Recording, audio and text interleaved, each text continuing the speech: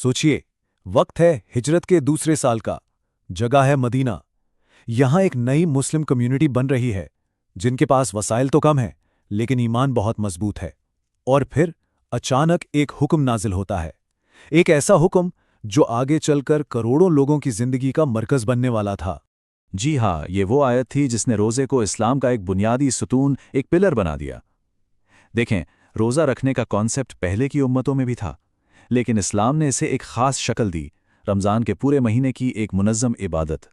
तो चलिए ज़रा इस हिस्टोरिकल मूवमेंट को करीब से देखते हैं, जब रमज़ान के पूरे महीने के रोज़ों का हुक्म बाकायदा तौर पर दिया गया।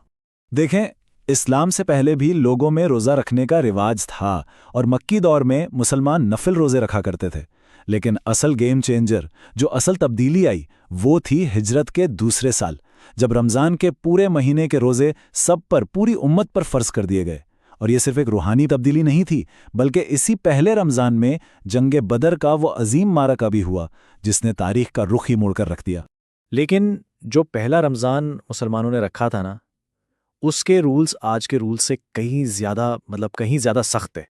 ज़रा इमेजिन कीजिए, शुरू के उसूलों के मुताबिक अगर कोई इफ्तार के बाद बस थकन से सो गया तो उसका रोज़ा अगले दिन मगरिब तक जारी रहता था, मतलब ना खाना ना पानी। ये बहुत बहुत बड़ी सख्ती थी, और इसी सख्ती से जुड़ी है एक ऐसी कहानी जिसने फिर हमेशा के लिए सबके लिए आसानी पैदा कर दी।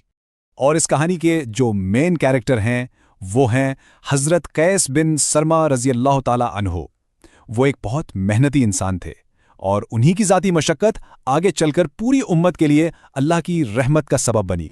तो हुआ यूं कि वो सारा दिन मेहनत मजदूरी करके रोज़े की हालत में जब इफ्तार के लिए घर पहुंचे तो खाना अभी तक तैयार नहीं था।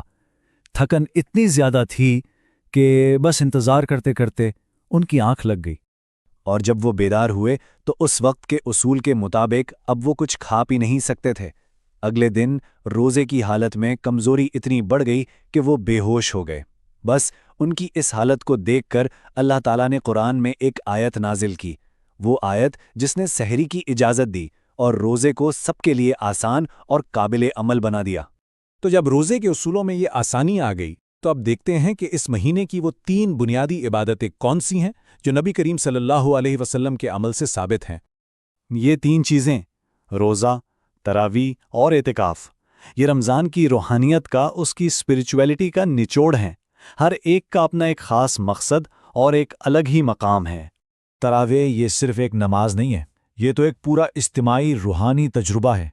सोचिए, पूरा कुरान सुनाया जाता है और इसका सिला, इसका रिवॉर्ड गुनाहों की माफ़ी की शक्ल में मिलता है। सुभान अल्लाह।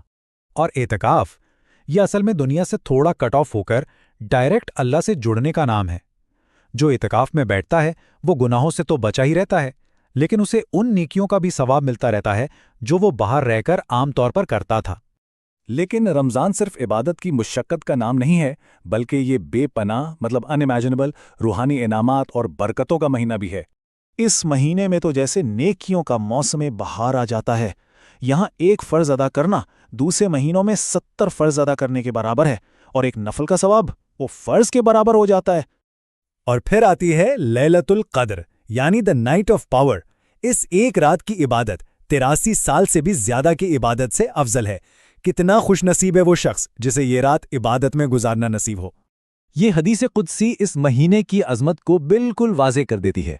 देखें, हर अमल का बदला फरिश्ते लिखते हैं, लेकिन रोज़े के बारे में अल्लाह फरमाता है कि ये ख़ास मेरे लिए है और इसका अज्र भी मैं खुद दूंगा। एक रवायत में तो यहां तक है कि अल्लाह ने फरमाया, मैं खुद इसकी जज़ा हूं। इससे बड़ा इनाम और क्या हो सकता है। तो रमज़ान की तारीख और उसकी बरकतों को जानने के बाद अब ज़रा मुस्तकबिल की तरफ देखते हैं। इन पेशेनगोइयों पर गौर करते हैं जो आने वाले वक्त के रमज़ान के बारे में बताई गई हैं। तो सवाल ये उठता है कि क्या दुनिया के आखिरी रमज़ान की कोई ख़ास निशानियां होंगी? माखिज़ के मुताबिक इसकी कुछ बहुत वाज़ेह और सच कहें तो कुछ खौफनाक निशानियां बताई गई हैं। रवायत के मुताबिक निस्फ रमज़ान यानी 15वें रोज़े की जुमे की रात एक ऐसी धमाका खेज़ आवाज़ आएगी जो सोने वालों को जगा देगी, और इसकी शिद्दत से हज़ारों लोग बेहोश, अंधे या बहरे हो जाएंगे।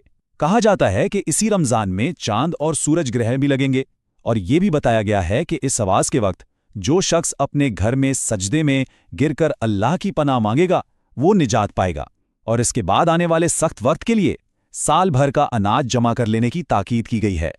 और आखिर में ये तमाम इबादत और ये पेशन गोइयाँ सब हमें एक ही हकीकत की तरफ ले जाती हैं कि ये दुनिया एक टेम्परेरी ठिकाना है, एक मोमिन का असल घर आखिरत है, और रमज़ान हमें इसी सफ़र की तैयारी का बेहतरीन मौका देता है ताकि हम अपने असल घर के लिए बेहतरीन मुमकिना तैयारी कर सकें।